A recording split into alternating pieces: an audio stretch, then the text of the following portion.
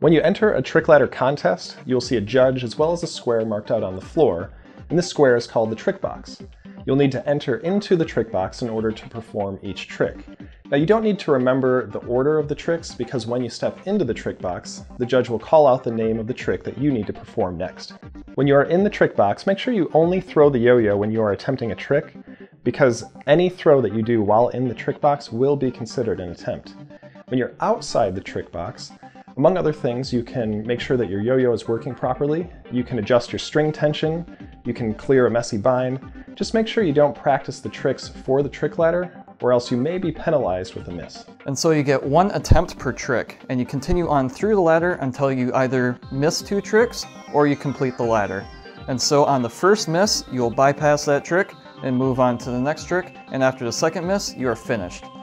And the winner is the player that completes the most tricks. So in a sport ladder contest, there are 2 trick ladders named 1S and 2S. 1S stands for the trick ladder that consists of only 1A tricks, and 2S stands for the trick ladder that consists of only 2A tricks. And there are 25 tricks in each ladder. And at any given contest, the scores may be judged separately or combined together. At most contests, you can use any yo-yo you wish, and you can change your yo-yo once within each ladder. However, the specific details for this rule vary greatly from contest to contest, so be sure to check the rules for your contest.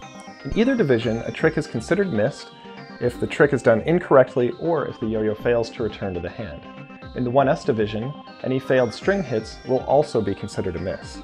In either division, any significant loss of control will be considered a miss, and it is up to the judge to determine what a significant loss of control is. When you catch a yo-yo where not all the string has wound up, the judge will ask you to extend the string like this to decide whether or not enough of the string has wound up to consider it a catch or that you missed the trick. When catching the yo-yo, you are not allowed to use 2 hands. You are also not allowed to catch the yo-yo between your hand and your body, and you need to make sure to catch the yo-yo in the same hand that threw it. In addition, at some contests, if you attempt to return the yo-yo to your hand and it doesn't return, or if you attempt a bind and fail, that will also be considered a miss, although some judges are flexible on this point. For tricks that require multiple repetitions, like most of the tricks in the 2S ladder do, you can always do more than the required amount.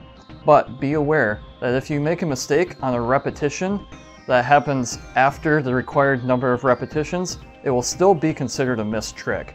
So if you have any questions about anything we did or did not address in these videos, then be sure to ask a sports ladder judge at your contest for clarification.